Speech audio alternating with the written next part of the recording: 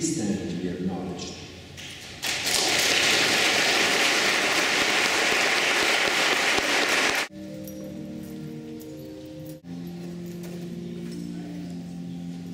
This wreath is placed and Mary.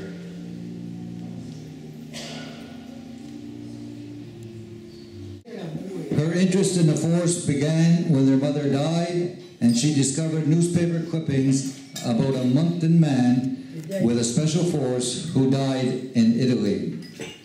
That man was her mother's cousin, Staff Sergeant Frank Harvey.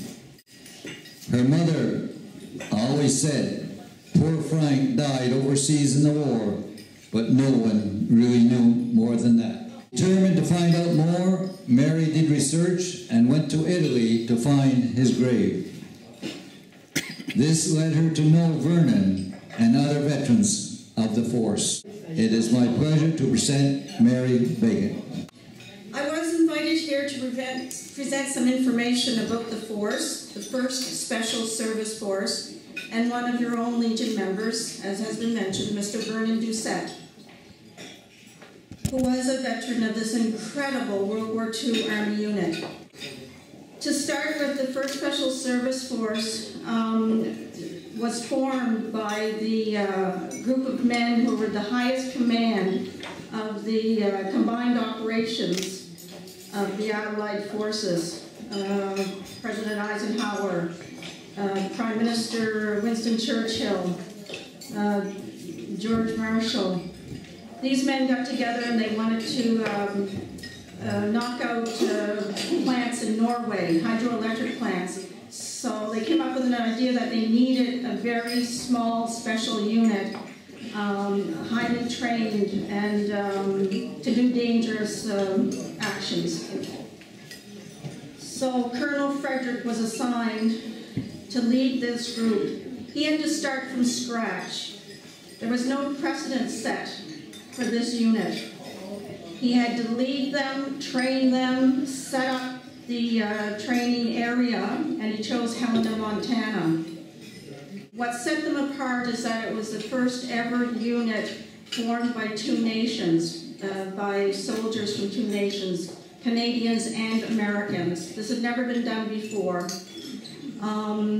And once they got their officers together in Helena, Montana, they spread out throughout Canada and the United States searching for recruits.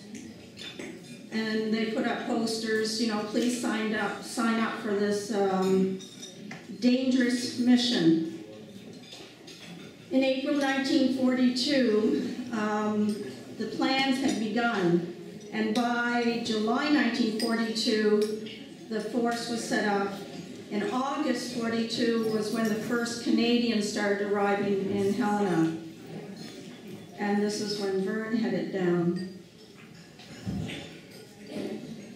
By the time the force was formed and trained, they were a very versatile organization, capable of meeting almost any combat situation.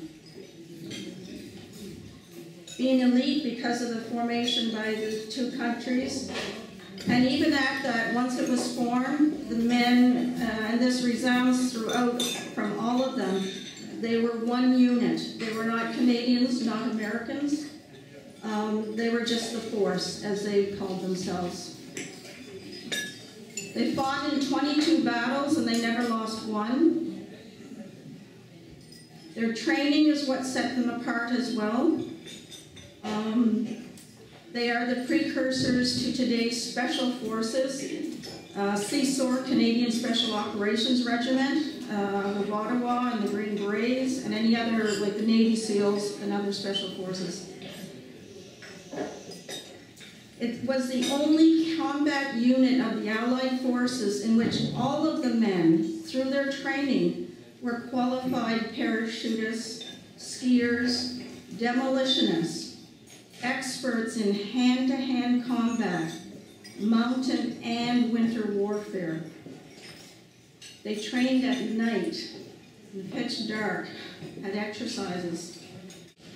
Their amphibious training, in which they surpassed all present records at that time, One example, the regular army they'd climb the boats or up and down, and the regular army would do it in a minute. The Marines, who were the best, were 52 seconds, but men of the 3rd Regiment did it in 33 seconds. So think about Vern, he was in 3rd Regiment. Their training, and they grouped them into 3 different regiments, 1st, 2nd, and 3rd, with 600 men per unit. Their success in the field is a story of first-rate teamwork. I could go into the different battles, but again, there's not a lot of time, so I'll just mention Monte La Defensa in Italy. They were assigned to take that mountain peak. The American 5th Army, the British Army, I can't quote all the numbers, not being a military historian per se. They were there for 2 months trying to get past this defensive area. The Germans occupied the tops of all these hills through Italy. And when you're up on the top of those mountains, it's a wonder, they can see everything, and they had their machine gun placements. So the other armies were the Allies were trying to constantly get past these mountains in order for them to head to Rome and liberate Rome. And the force came in, and because they were night fighters and their training, they scaled that mountain and they captured it in 2 to 3 hours versus the 2 months that armies couldn't get past it. The force casualties were astounding, considering the small size of their unit. A couple of examples of their quality of the training. They did 60-mile marches. I can't even imagine.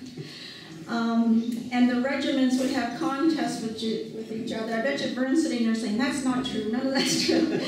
They had contests to see who would get back the quickest. There was a great morale with this group. The emphasis not only on strenuous physical training to the highest standards, but also mental conditioning, combat conditioning, and I think that's what helped a lot of them get through. The bayonet training, it was a rule to spar with bare bayonets, and they learned to ward off a bayonet thrust while completely unarmed. Now I'm going to go on to talk about Sergeant Vernon Doucette.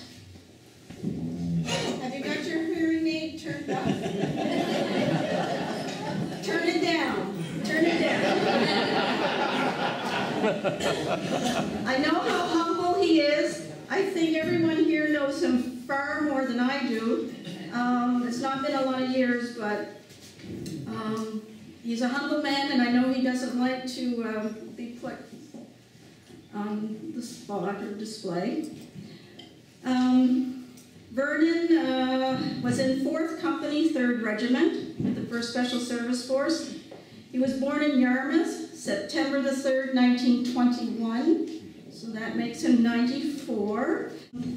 Vernon grew up in Yarmouth. He entered the Army in 1939. When he was in high school, he tells me he joined the Signal Corps, the NPAN. I said, my gosh, what is that? The Non-Permanent Active Militia. While he was in the Signal Corps, war broke out. And they told them, you better sign up right away because the war is going to be over in 3 months. And if you don't sign up, you're going to end up missing all the action. Propaganda, as he mentions. 2 years later, he's still in Halifax. He had experience with boats and sword fishing and other things. And he saw the notice, volunteers wanted for a paratroopers unit. So he felt it was the only way he could get out of Halifax. He went to Divert, where he was signed up for this force. At the time, it was just called the 2nd Canadian Parachute Battalion. And then they were on a train to Helena, Montana. And he and all of the men knew nothing about where they were going or what they were going to do other than be parachutists and for some special unit. He arrived in Helena August 42, and he is an original member, and the distinction we make with that is because he had that training in Helena. Vern was wounded 4 times. His first wound was in his throat, a ricochet bullet. His second wound was in the afternoon, the same day, the same hill, a small mortar shell in his shoulder. He went to the hospital in Caserta, Italy. The aid station was in a graveyard, he tells me. Third wound was at Anzio, shrapnel in his right leg, and fourth wound was a bullet in his left leg at Anzio, I believe. Vern doesn't talk about it, so I will. He was awarded the Silver Star, because he can't tell me to stop talking. And I'd just like to read the, I don't know if it's the exact citation. Sergeant, Canadian Army, 4th Company, 3rd Regiment, 1st Special Service Force, for gallantry in action on the 3rd of January 1944, near Radicosa, Italy. While advancing with his company in an attack on enemy hill positions, Sergeant Doucette observed a sniper preparing to fire on the lead platoon. Acting with great speed, he ran to the enemy rifleman's position and hurled a hand grenade, which stopped the sniper. Upon returning to his company, he joined the leading platoon in an attack on enemy machine gun positions. In the attack on the 2nd machine gun position, he threw the first grenades on the enemy gunners. He continued forward to a 3rd enemy position and took part in the assault using his rifle and bayonet with destructive effect. Sergeant Doucette's courage and aggressive spirit were an inspiration to his entire company during the attack. And he was presented the silver medal by a General Truscott.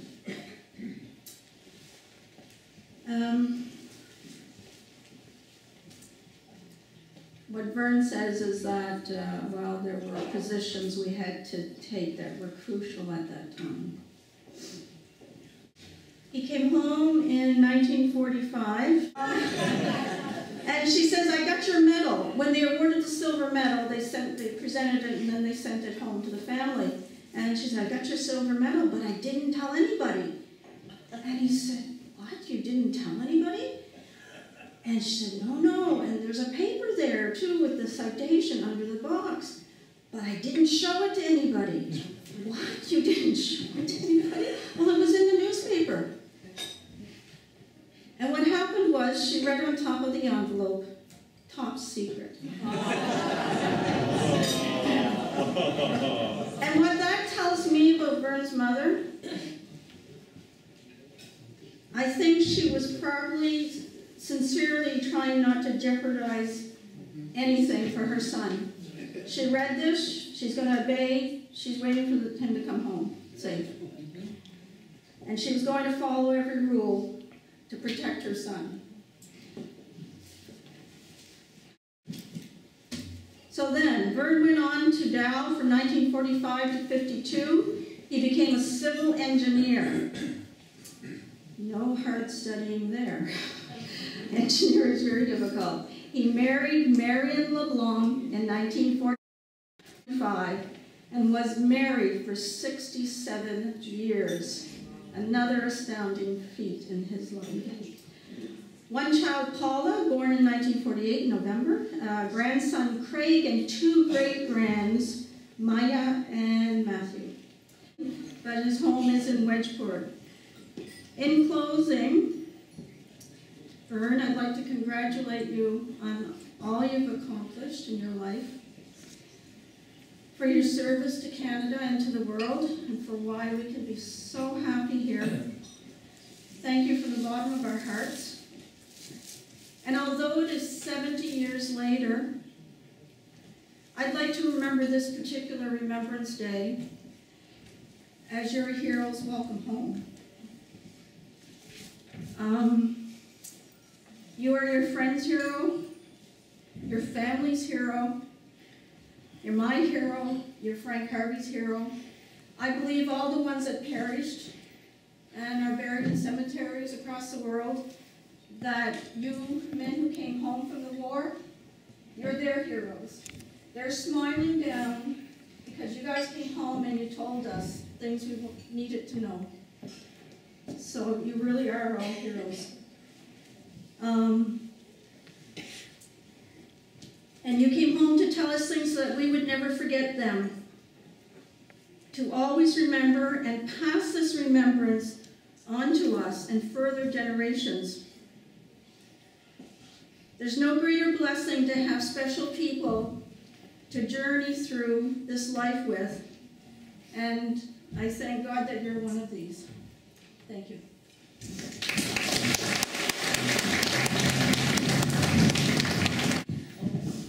To show how proud we are of our comrade and our friend, the Wedgeport Region 1.5 is proud to present Vernon with a wall hanging